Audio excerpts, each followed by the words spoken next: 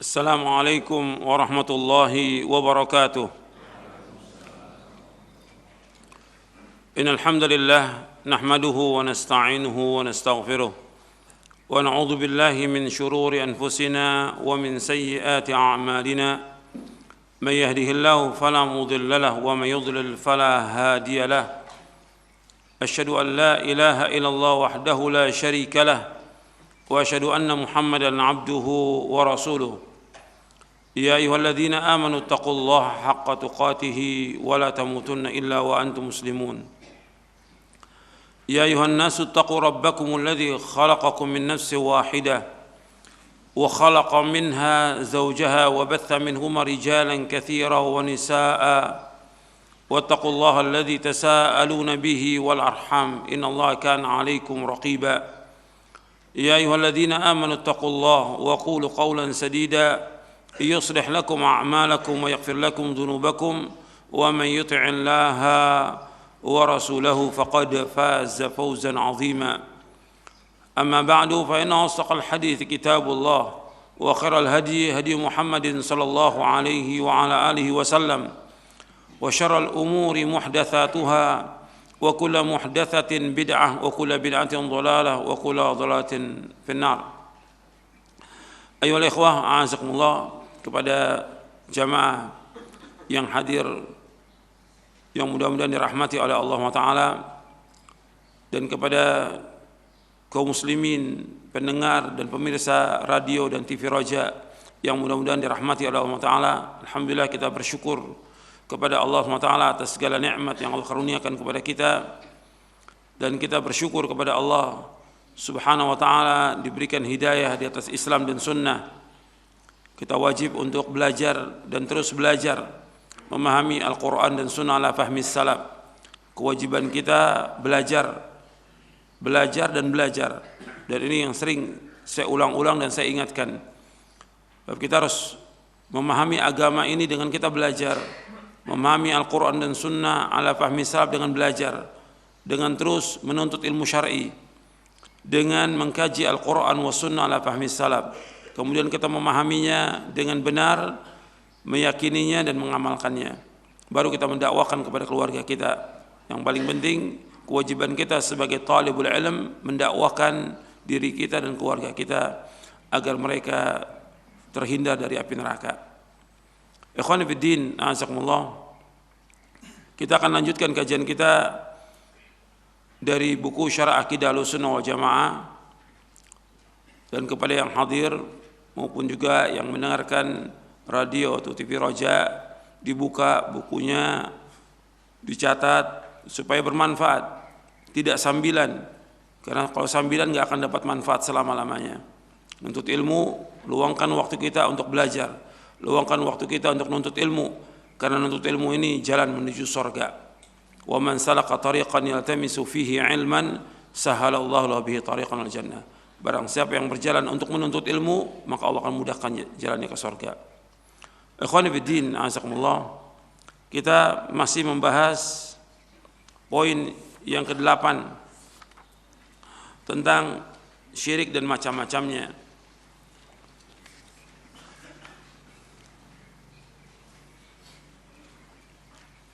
Kita akan membahas tentang ancaman bagi orang yang berbuat syirik, tapi sebelum kita membahas ancaman bagi orang yang berbuat syirik, saya akan jelaskan tentang awal terjadinya syirik di muka bumi ini.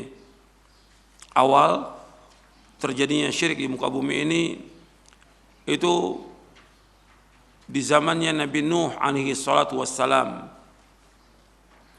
Jadi dari zaman Nabi Adam alaihi salatu wassalam sampai ke zaman Nabi Nuh, kurang lebih 10 qurun, 10 abad, yang mereka semua mentauhidkan Allah. Kemudian setelah 10 abad itu mulai terjadi kesyirikan di kaumnya Nabi Nuh alaihi salatu wassalam, sebagaimana Allah sebutkan di dalam surah Nuh. Kita bisa lihat dalam surah Nuh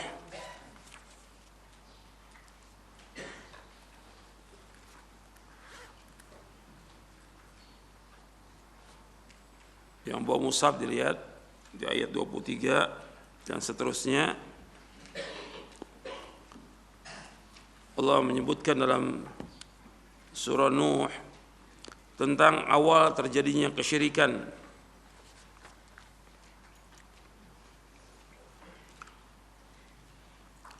Allah berfirman di ayat 21 sampai ayat 23 atau sampai ayat 24. Qala Nuh rabbi innahum asawni wattaba'u man lam yazidhu maluhu wa waladuhu illa khasara wa makaru makran kubbara wa qalu la tadharunna aliyatakum wa la tadharunna wadda wa la suwa'a wa la yaghutha wa ya'uqa wa nasra wa qad adallu katsira wa la tazid adh-dhalimina illa dhalala. Nuh berkata, wahai Rabbku, sesungguhnya mereka telah durhaka kepadaku dan mereka mengikuti orang yang tidak menambah harta dan anak mereka kecuali kerugian, dan mereka mengadakan makar yang besar, dan mereka berkata, jangan kau tinggalkan Tuhan-Tuhan kalian, jangan kalian tinggalkan Wad, Suwa', Yaguth, Ya'uq dan Nasr, dan sungguh mereka telah menyesatkan banyak manusia dan tidaklah menambah kepada orang-orang yang zalim kecuali kesesatan. Kemudian akibat perbuatan mereka, Allah binasakan mereka dan Allah masukkan mereka ke dalam neraka dengan sebab kesyirikan mereka. Tentang ayat ini dijelaskan oleh Ibnu Abbas sebagaimana diriwayatkan oleh Imam Bukhari dalam sahihnya. Dijelaskan oleh Ibnu Abbas tentang firman ini, an Ibnu Abbas radhiyallahu anhuma fi qaulillahi ta'ala wa qalu la tadharunna aliyatakum wa la tadharunna wadda wa la suwa'a wa la yaghutha wa ya'uqa wa nasra. Qala hadhihi asma'u rijalin salihin min qaumi Nuh falamma halaku أوحى الشيطان إلى قومهم أن ينصبوا إلى مجالسهم التي كانوا يجلسون فيها أنصابا وسموها بأسمائهم ففعلوا ولم تعبد حتى إذا هلك أولئك ونسي العلم عبدت. Dan dalam kitab sahih, maksudnya di Sahih Bukhari, dari Ibnu Abbas radhiyallahu anhuma tentang firman Allah, wa qalu la tadharunna aliyatakum wa la tadharunna wadda wa la suwa'an wa la yaghutha wa ya'uqa wa nasra. Dan mereka berkata, jangan sekali-kali kamu meninggalkan penyembahan Tuhan-Tuhan kalian. Itu jangan pula sekali-kali kamu meninggalkan penyembahan Wad, Suwa', Yaguth, Ya'uq dan Nasr. Kemudian Ibnu Abbas radhiyallahu anhuma berkata, ini 5 ini Wad, Suwa', Yaguth, Ya'uq dan Nasr, 5 ini nama-nama orang saleh dari kaum Nabi Nuh alaihi salatu wassalam. Tatkala mereka meninggal, syaitan membisikkan kepada kaum mereka agar mereka mendirikan patung-patung pada tempat yang pernah diadakan pertemuan di sana oleh mereka, dan menamai patung-patung itu dengan nama-nama mereka. Orang-orang itu pun lantas melaksanakan bisikan syaitan tersebut, tetapi patung-patung mereka itu ketika itu belum disembah, hingga orang-orang yang mendirikan patung itu meninggal dan ilmu agama dilupakan, barulah patung-patung tadi disembah. Athar ini diriwayatkan oleh Imam Bukhari dalam sahihnya. Kemudian dijelaskan oleh Imam Ibnu Qayyim rahimahullah dalam kitabnya Ighatsatul Lahfan min Masaidi Syaitan. Kata Ibnu Qayyim, banyak kalangan salaf yang mengatakan setelah orang-orang saleh meninggal, kata Ibnu Qayyim rahimahullah, qala ghairu wahid minas salaf lamma matu akafu ala quburihim thumma sawwaru tamathilahum thumma tala alaihimul amadu fa'abaduhum. Kata Ibnu Qayyim, banyak kalangan salaf yang mengatakan setelah mereka itu, yakni orang-orang saleh meninggal, orang-orang lantas sering mendatangi kuburan mereka, lalu membuat patung-patung mereka. Kemudian setelah masa demi masa berlalu, sejak masa itu akhirnya disembahlah patung-patung tersebut. Ini dalam kitab Ighatsatul Lahfan di juz yang pertama. Ini penjelasan ini nanti antum bisa lihat dalam syarah kitab Tauhid. Syarah kitab Tauhid di bab 19. Di syarah kitab Tauhid di bab 19. Antum perhatikan di sini. Penjelasan Ibnu Abbas dan Ibnu Qayyim ini menjelaskan ada dua di sini. Arti awal terjadinya kesyirikan itu terjadinya pada kaum Nabi Nuh alaihi salatu wassalam. Dan Nabi Nuh alaihi salatu wassalam mendakwakan tauhid ini berapa tahun? 950 tahun. Allah sebutkan, kita lihat dulu penjelasan tentang bagaimana dakwahnya Nabi Nuh alaihi salatu wassalam. Ini bukan main-main perjalanan yang panjang. Ya. Tetap aja masih ada orang berbuat syirik meskipun sudah berdakwah siang dan malam. Kan di surah Nuh disebutkan di sini bahwa Nabi Nuh itu mendakwakan bukan hanya sekali-kali, siang dan malam. Allah sebutkan di surah Nuh di ayat 5, qala rabbi inni da'utu qaumi lailan wa nahara falam yazidhum du'ai illa firara. Wahai Rabbku, sesungguhnya aku mendakwakan kaumku siang dan malam, tapi tidak menambah mereka dari dakwahku ini, kecuali mereka lari dari dakwah ini. Lari. Ini siang dan malam. Berapa tahun siang dan malamnya? Itu 950 tahun. Allah sebutkan di dalam surah Al-Ankabut di ayat 14.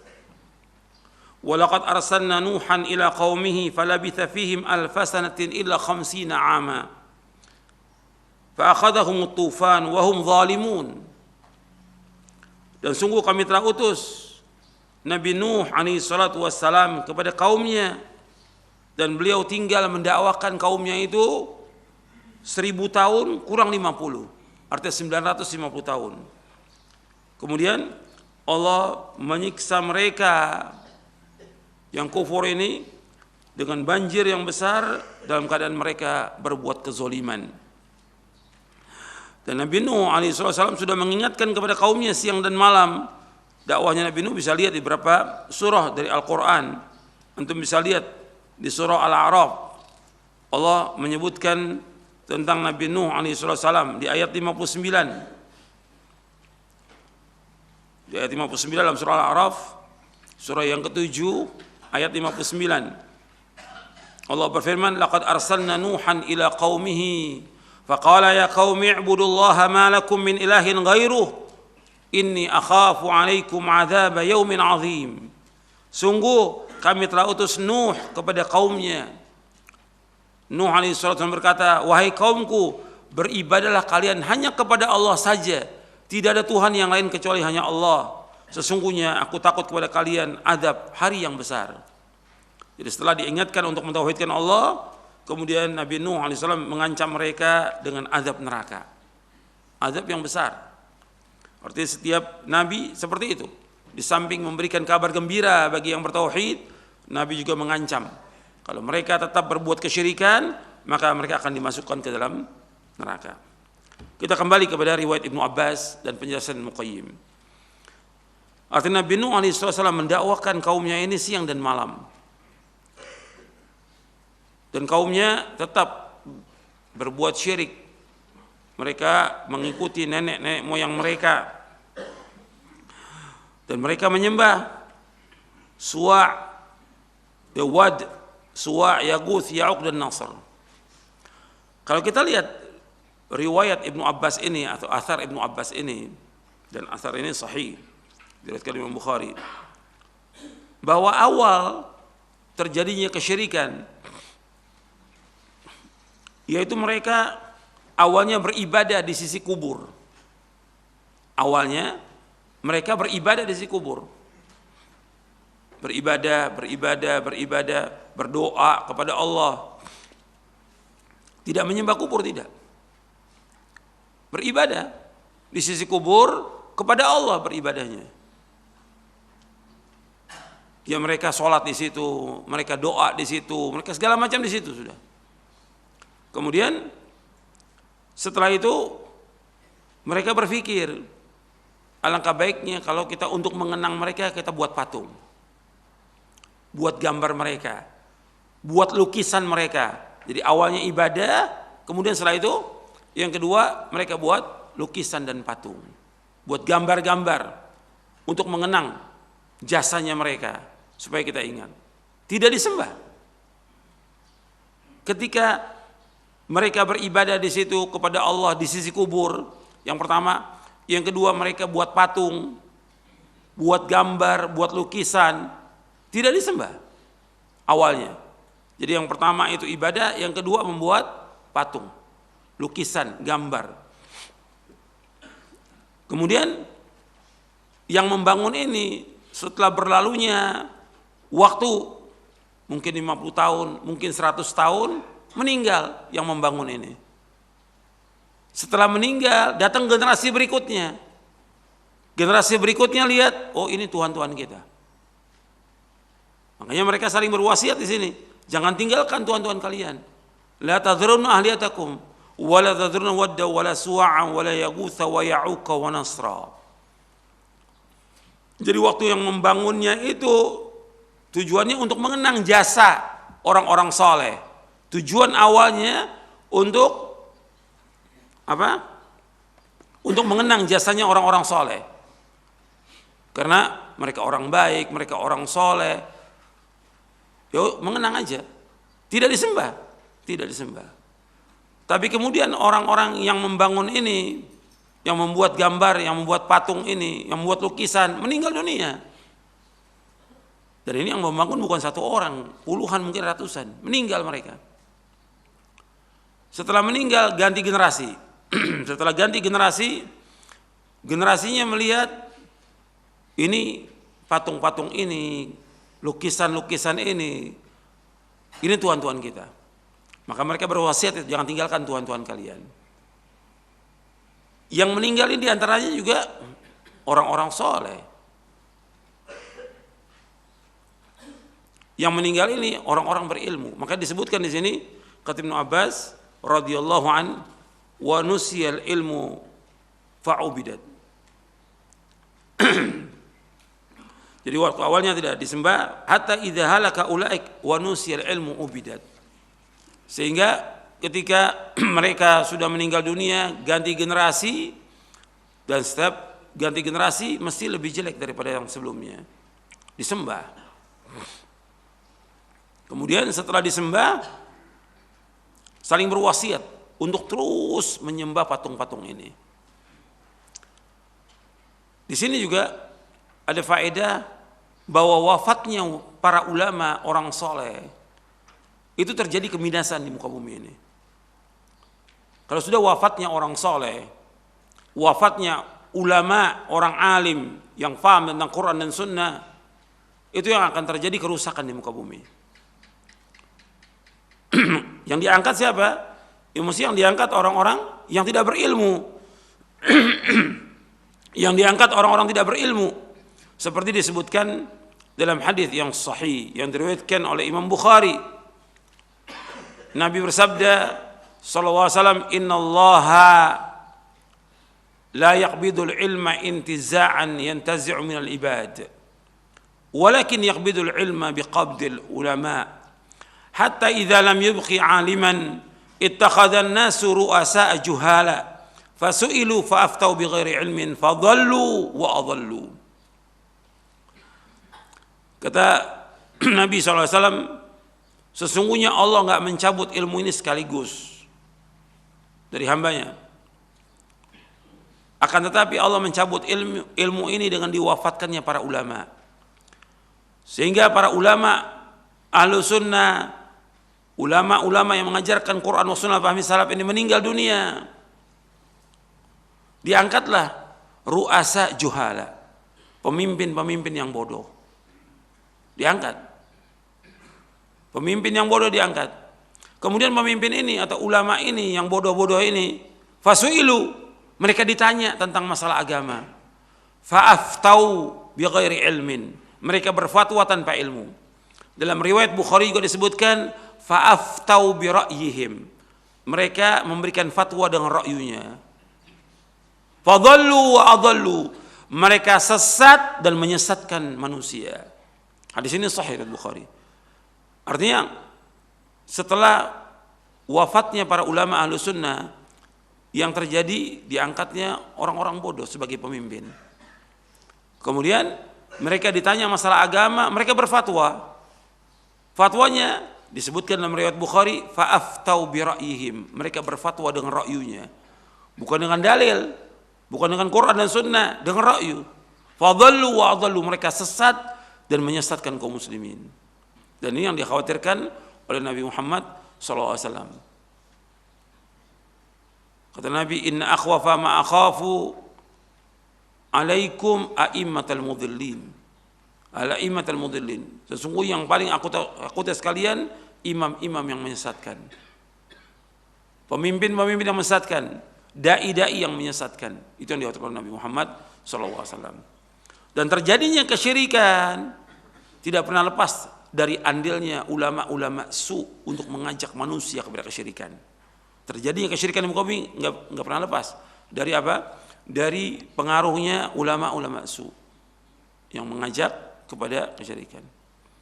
Di sini disebutkan oleh Ibnu Qayyim bahwa setelah orang-orang soleh meninggal, lantas mereka sering mendatangi kuburan. Mereka ibadah di kuburan. Setelah ibadah, kemudian mereka membuat patung. Kemudian setelah itu, setelah mereka meninggal, patung-patung itu disembah. Ini awal terjadinya kesyirikan. Kemudian didakwakan terus oleh para nabi alaihi wasallam. Kan setelah terjadi kesyirikan ini, Nabi Nuh terus mengingatkan mereka, dan Nabi Nuh mendakwakan dakwah tauhid. Nabi Nuh alaihissalam sudah mendakwakan dakwah tauhid, tetap dicela, dihina.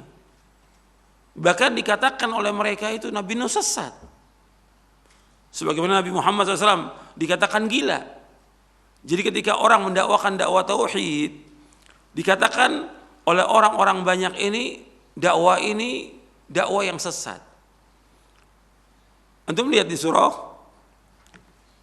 Al-A'raf yang tadi kita baca itu. Di ayat 60-nya, kalau tadi ayat 59, di ayat 60-nya Allah menyebutkan tentang dakwahnya Nabi Nuh alaihissalam.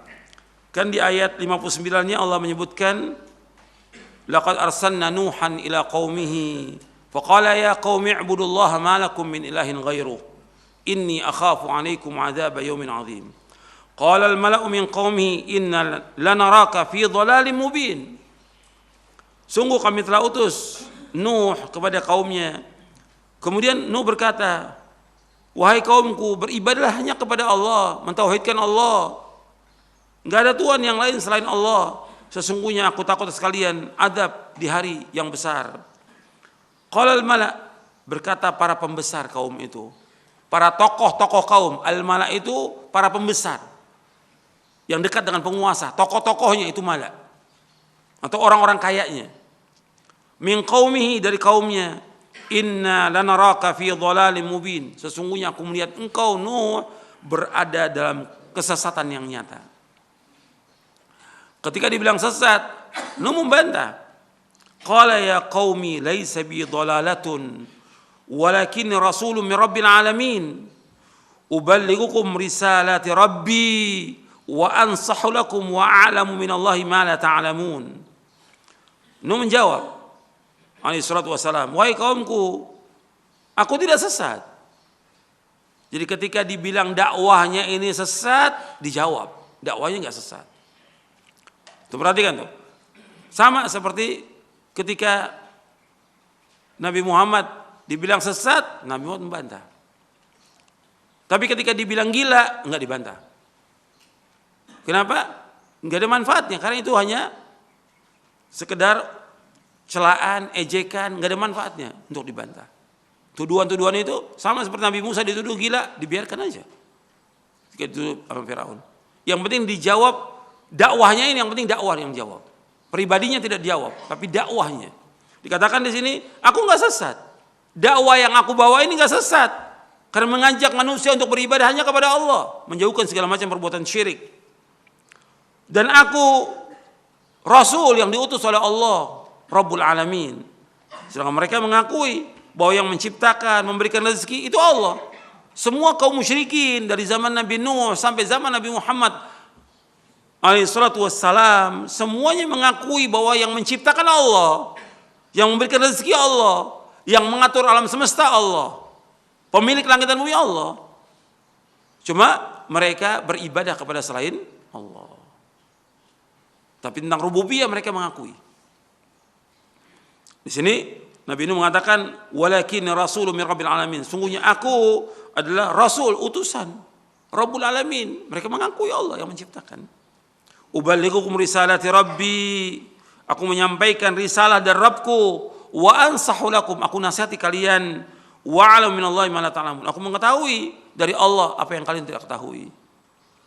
Nabi Nuh menyampaikan dakwah ini agar umat ini mentauhidkan Allah, menjauhkan syirik. Itu di zaman Nabi Nuh. Kemudian setelah Nabi Nuh mendakwakan, mereka tidak mau. Akhirnya Allah menyuruh Nabi Nuh untuk membuat perahu yang besar.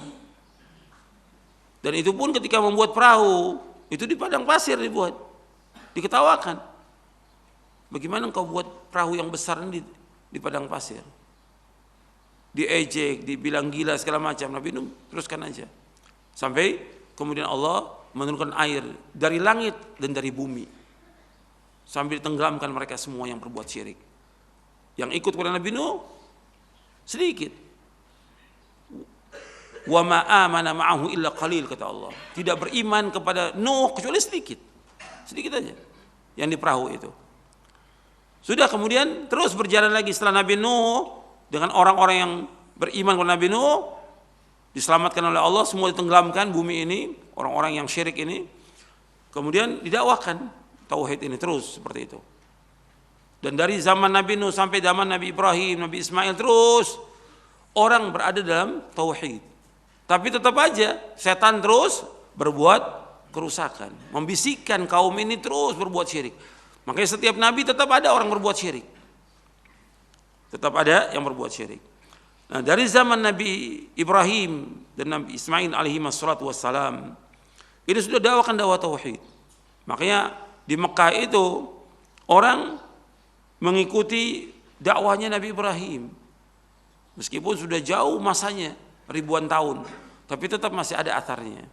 Nah, yang pertama kali membuat kerusakan di tanah Arab itu, membuat patung-patung lagi, yaitu Amr bin Luhai. Amr bin Luhai. Sebelum datangnya Nabi Muhammad SAW, namanya Amr bin Luhai al-Khuzai. Dan Nabi menyebutkan SAW bahwa aku melihat Amr bin Luhai yang pertama kali membuat kerusakan ini dengan membuat patung-patung yang disembah. Aku melihat dia ususnya itu keluar di dalam neraka. Amr bin Luhai, seperti diriwayatkan oleh Imam Bukhari dan Muslim dari sahabat Abu Hurairah radhiyallahu an, ra'aitu Amr bin Amir bin Luhai al-Khuzai yajuru qusbahu fin nar. Aku melihat Amr bin Amir al-Khuzai itu menyeret ususnya dalam neraka, karena dia yang pertama kali membuat kesyirikan setelah zamannya Nabi Ibrahim alaihi salatu wassalam. Amr bin Luhai al-Khuzai ini dia yang pertama kali, ini dalam riwayat Bukhari dan Muslim, membuat patung-patung yang disembah sehingga ditaruh di Ka'bah. patung-patung ini. Ini Amr bin Nuhai al-Khuzai. Ini awal terjadinya kesyirikan. Dari awalnya Nabi Nuh, kemudian setelah itu Nabi Nuh mendakwakan, setan terus membisiki setiap kaum untuk melakukan lagi kesyirikan. Makanya kalau kita lihat para nabi dan para rasul alaihi wassalatu wassalam, ketika mereka mendakwakan dakwah tauhid dan melarang dari perbuatan syirik, mereka mengatakan kami mendapati nenek moyang kami menyembah patung-patung ini. Ini sudah menjadi apa? Kata mereka, kebudayaan, tradisi kebudayaan menyembah patung ini. Ini kesyirikan. Dan tetap harus didakwakan.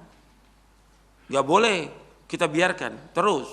Dan kalau kita lihat sekarang ini, penyembahan manusia kepada kubur, ada apa tidak? Banyak. Ini warisannya dari umat-umat terdahulu. Penyembahan kepada kubur. Orang datang berbondong-bondong ke kubur-kubur wali, ke kubur-kubur habib, ke kubur-kubur syekh. Mereka minta di sana. Awalnya apa? Ibadah.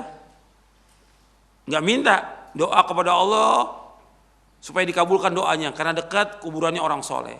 Tapi lama-kelamaan setan membisikkan mereka gimana? Menyembah kubur itu. Minta kepada mereka. Awalnya kepada Allah, lama-kelamaan meminta kepada penghuni kubur. Dan itu yang terjadi sekarang ini. Mereka i'tikaf di sana, nangis, minta supaya dimudahkan semua urusannya, dihilangkan penyakitnya, dimudahkan jodohnya, kemudian agar dilariskan dagangannya, dinaikkan jabatannya atau segala macam. Itu terjadi. Dan ini yang melakukan ini jutaan. Ini kesyirikan. Makanya dakwah tauhid gak pernah berhenti. Harus terus dakwah ini. Karena ingin menyelamatkan manusia dari kesyirikan. Karena ini dosa besar yang paling besar. Kezoliman yang paling zolim syirik ini. Kemungkaran yang paling mungkar. Dan ancamannya neraka. Makanya kita lihat sekarang ancaman bagi orang-orang yang berbuat syirik. Ini bukan masalah kecil, masalah besar. Antum lihat di halaman 173. Di Syarah Aqidah Ahlussunnah wal Jamaah. Ancaman bagi orang yang berbuat syirik. Allah SWT tidak akan mengampuni orang yang berbuat syirik kepada Allah jika ia mati dalam kemusyrikannya dan tidak bertaubat kepada Allah. Allah tidak akan mengampuni orang yang berbuat syirik kepadanya jika ia mati dalam kemusyrikannya dan tidak bertaubat kepada Allah. Allah berfirman dalam surah An-Nisa ayat 48, "Innallaha la yaghfiru an yushraka bihi wa yaghfiru ma duna dzalika liman yasha' wa man yushrik billahi faqad iftara itsman 'azima." Sesungguhnya Allah tidak mengampuni dosa orang yang berbuat syirik dengan sesuatu kepadanya, dan Allah mengampuni dosa yang selain syirik bagi siapa yang Allah kehendaki. Barang siapa yang berbuat syirik, maka sungguh ia telah berbuat dosa yang besar. Akbarul kabair, dosa besar yang paling besar. Seperti yang sudah kita bacakan hadisnya pada pekan yang lalu di halaman 171. Bahwa syirik itu dosa besar yang paling besar, akbarul kabair. Kemudian di ayat 116-nya Allah menyebutkan innallaha la yaghfiru an yushraka bihi wa yaghfiru ma duna dzalika liman yasha wa may yushrik billahi faqad dhalla dhalalan ba'ida. Sesungguhnya Allah tidak mengampuni dosa yang berbuat syirik, dan Allah mengampuni dosa selain itu bagi siapa yang Allah kehendaki, dan barang siapa berbuat syirik maka sungguh dia telah sesat dengan kesesatan yang jauh. Jadi Allah menyebutkan orang yang berbuat syirik itu sesat. Orang yang berbuat syirik itu pertama tidak diampuni dosanya. Yang kedua disebutkan bahwa dosa syirik dosa yang sangat besar. Yang ketiga, orang yang berbuat syirik dia sesat. Bahkan di dalam Al-Quran disebutkan tidak ada di muka bumi orang yang paling sesat melainkan orang yang berbuat syirik kepada Allah. Enggak ada yang paling sesat melainkan orang yang berbuat syirik kepada Allah. Jadi ini dosa besar yang paling besar. Dan ini harus didakwakan kepada umat ini agar mereka faham, mentauhidkan Allah, menjauhkan syirik. Tentang orang yang berbuat syirik itu dikatakan dia sesat, antum bisa lihat dalam surah Al-Ahqaf. Tadi di surah An-Nisa ayat 116 sudah jelas itu, sesat.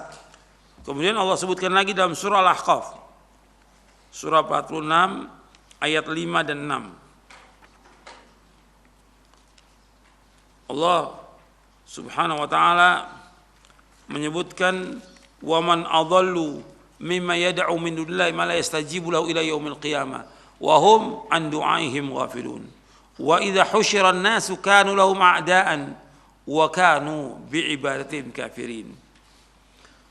Allah berfirman dalam surah Al-Ahqaf ayat 5 dan 6. Waman adallu mimma yad'u min dunillahi ma la yastajibu lahu ila yaumil qiyamah wahum an du'aihim ghafilun. Tidak ada orang yang paling sesat di muka bumi ini. Tidak ada orang yang paling sesat di muka bumi ini melainkan orang yang berdoa meminta kepada selain Allah yang tidak bisa menjawab sampai hari kiamat. Sedangkan mereka lalai dari orang-orang yang berdoa kepada mereka. Maksudnya orang yang paling sesat orang yang berdoa kepada Allah. Apakah yang dia berdoa itu kubur, batu, pohon atau yang lainnya? Mereka tidak mendengar orang yang berdoa kepada mereka. Mereka lalai. Wa idza husyiran nasu, apabila manusia dikumpulkan nanti pada kiamat, kanu lahum a'dan, mereka akan jadi musuh. Artinya orang yang disembah ini akan jadi musuh kepada yang menyembahnya. Wa kanu bi'ibadatin kafirin, dan mereka mengingkari ibadah mereka. Sebab yang disembah itu bukan hanya patung-patung, ada juga yang disembah orang-orang soleh atau imam-imam yang disembah. Sedangkan para imam orang soleh nggak pernah menyuruh mereka untuk menyembah mereka. Mereka nggak redho disembah. Bahkan juga Nabi disembah. Nanti di hari kiamat mereka mengingkari semuanya. Dan itu kehinaan bagi orang yang menyembah, yang dimasukkan Allah ke dalam neraka dengan sebab itu. Jadi mereka mengingkari orang yang disembah itu. Kemudian yang kedua, orang yang berbuat syirik kepada Allah diharamkan sorga. Diharamkan sorga. Allah berfirman, innahu may yusyrik billahi faqad haramallahu alaihi al-jannah wa ma'wahu an-nar wa ma lidh-dhalimin min ansar.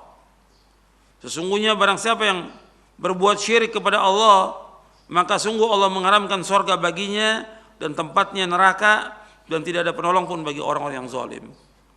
Jadi sudah dijelaskan bahwa orang yang berbuat syirik haram baginya sorga. Orang yang berbuat syirik itu ketika dia berbuat syirik dia masuk neraka. Makanya disebutkan orang yang bertemu dengan Allah dalam keadaan berbuat syirik masuk neraka. Nabi bersabda SAW dalam hadis yang sahih riwayat Bukhari dan Muslim, Nabi bersabda, man mata wa huwa yad'u min dunillahi niddan dakhala an-nar. Barang siapa yang meninggal dunia dalam keadaan menyembah sekutu selain Allah, maka dia pasti masuk neraka. Ini hadis riwayat Bukhari Muslim dari sahabat Ibnu Mas'ud radhiyallahu an.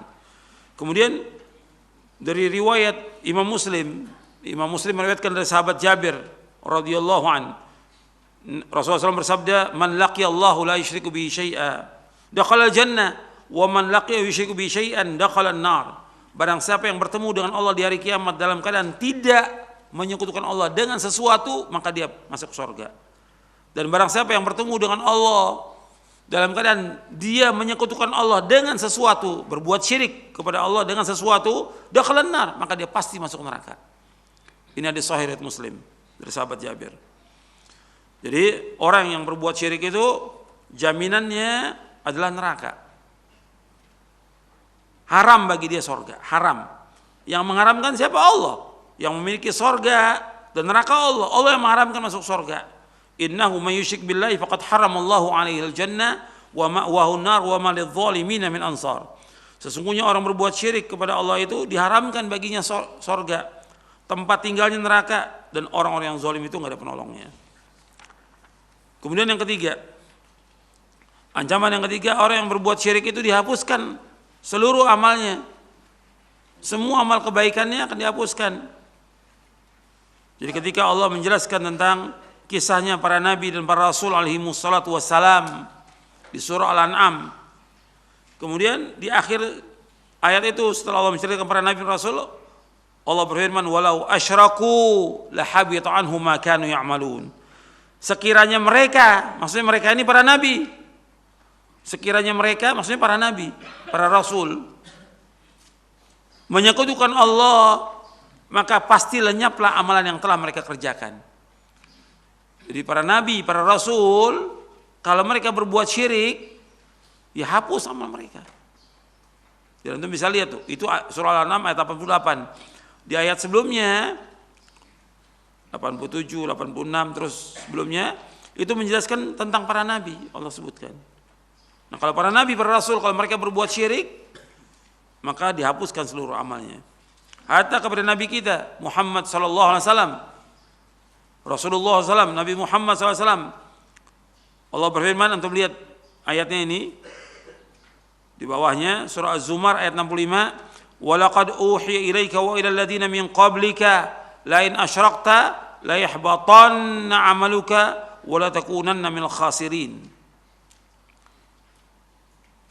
Kita melihat di sini surah Az-Zumar surah 39 ayat 65. Walaqad uhiya ilaika wa ilal ladzina min qablika, dan sungguh kami telah wahyukan kepadamu dan kepada orang-orang sebelummu, la in asyrakta, seandainya engkau Muhammad berbuat syirik, la yahbatanna 'amaluka, maka akan hapus amal-amalmu, wa la takunanna minal khasirin, dan sungguh engkau termasuk orang-orang yang rugi. Arti Nabi Muhammad SAW kalau berbuat syirik, hapus amalnya, hapus. Bahkan dikategorikan termasuk orang yang zalim. Antum lihat dalam surah Yunus, Allah menyebutkan dalam surah Yunus surah 10 ayat 106. Allah menyebutkan tentang Nabi Muhammad SAW, wala tad'u min dunillahi ma la yanfa'uka wa la yadurruk, fa in fa'alta fa innaka idzan minadh dhalimin. Surah Yunus ayat 106. Wala tad'u min dunillahi ma la yanfa'uka wa la yadurruk, fa in fa'alta fa innaka idzan minadh dhalimin. Kata Allah SWT kepada Nabi Muhammad SAW, jangan kamu berdoa, jangan kamu beribadah kepada selain Allah yang tidak bisa memberikan manfaat kepadamu dan tidak bisa membahayakan kamu. Kalau engkau lakukan juga Muhammad, maka sungguhnya engkau termasuk orang-orang yang zalim. Minadh dhalimin ay minal musyrikin, termasuk orang-orang musyrik. Jadi Allah sudah ingatkan Nabi Muhammad SAW demikian, ya apalagi kita.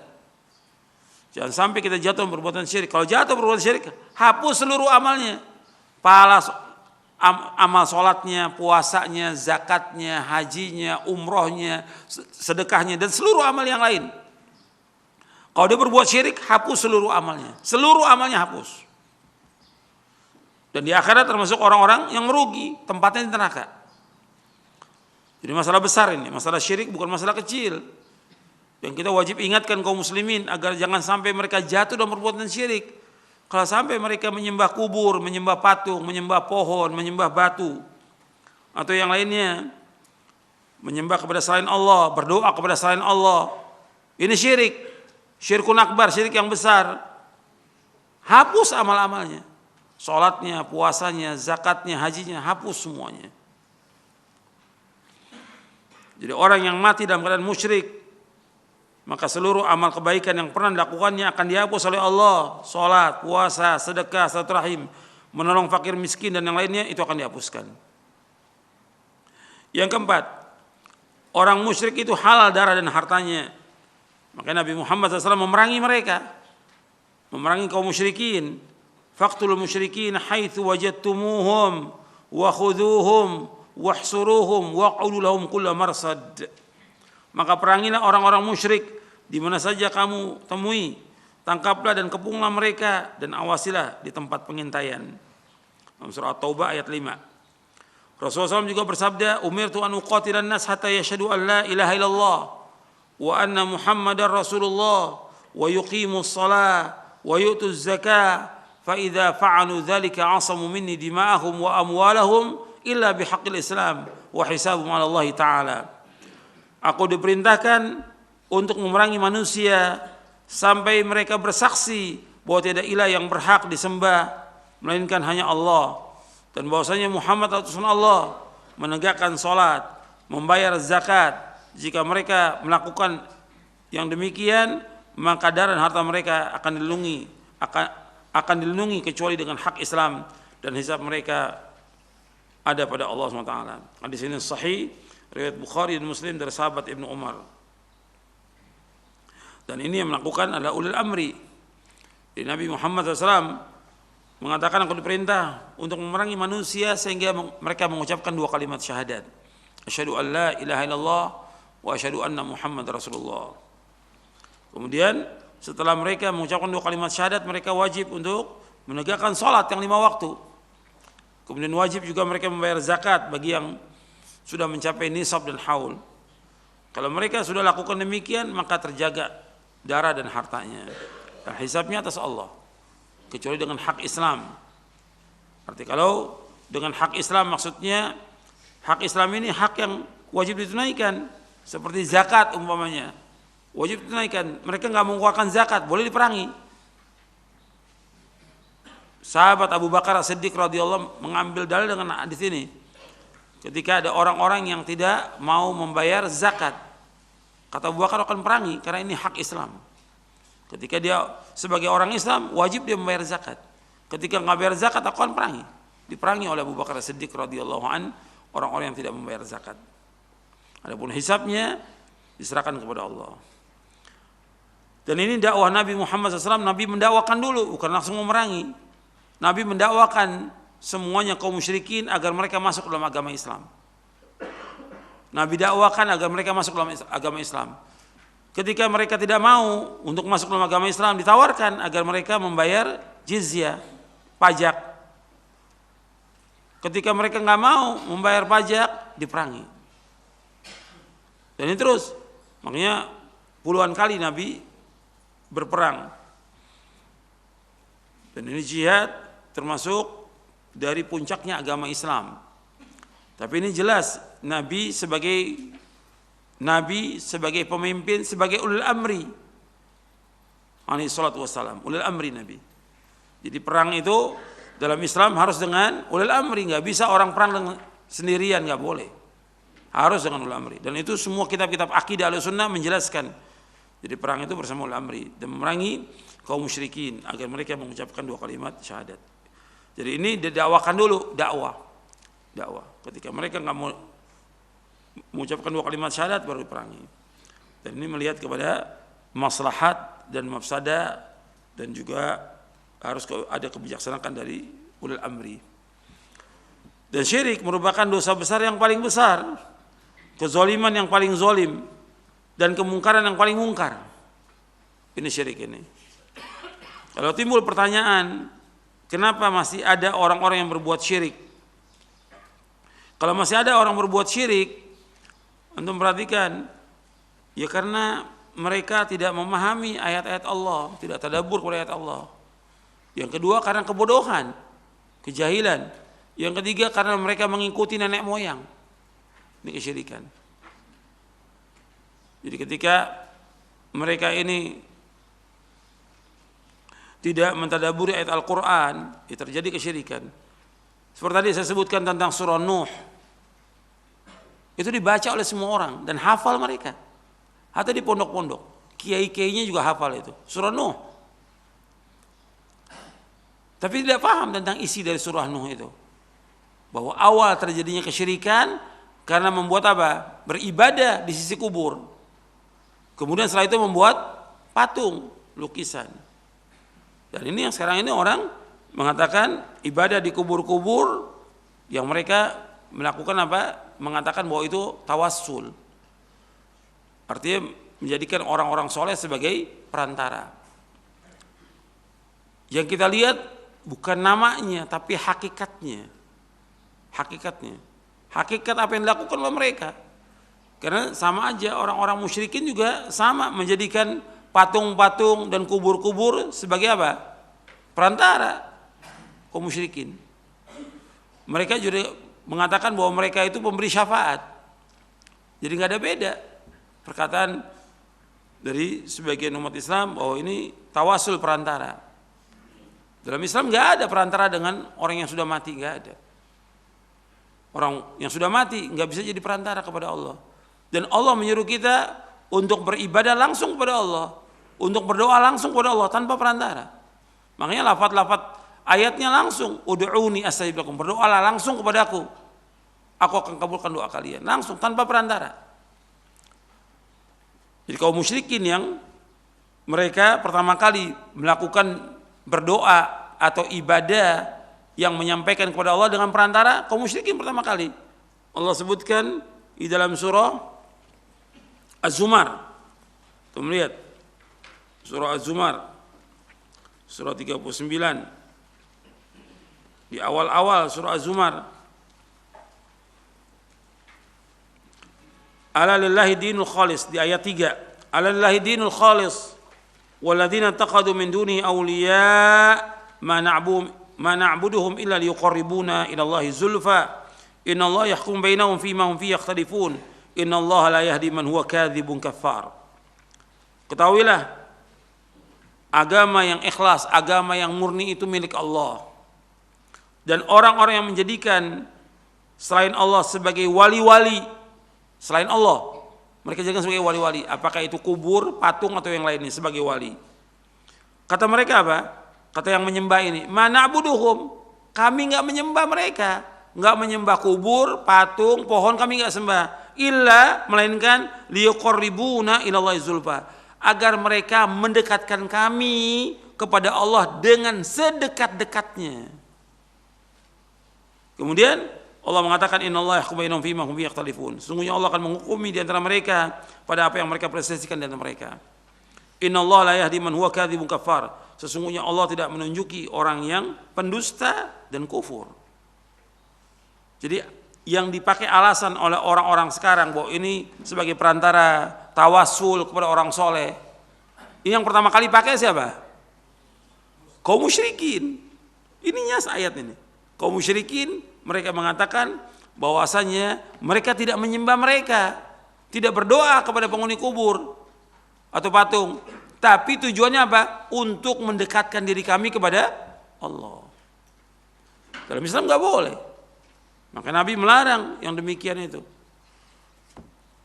Maka Nabi melaknat orang Yahudi dan Nasrani, mereka menjadikan kubur Nabi mereka sebagai tempat ibadah. La'anallahu al-yahuda wan nasara ittakhadhu qubur anbiya masajid.